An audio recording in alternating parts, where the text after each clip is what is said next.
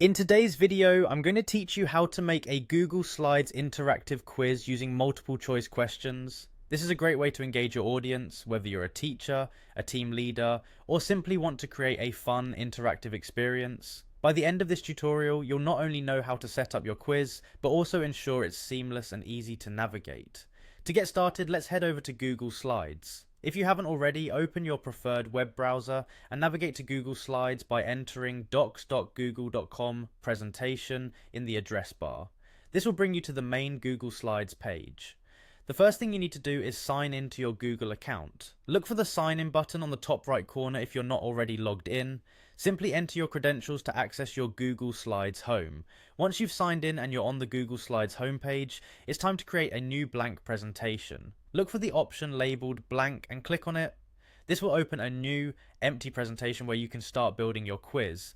Now let's design the first slide for your quiz. This slide will host your first question. Typically, it'd be a good idea to include a welcoming note or a brief introduction at the beginning so the participants know what to expect. Click on the default text boxes and start typing your question. You can change the font, size and color of the text by selecting the text and using the options in the toolbar to customize the look and feel of your slide.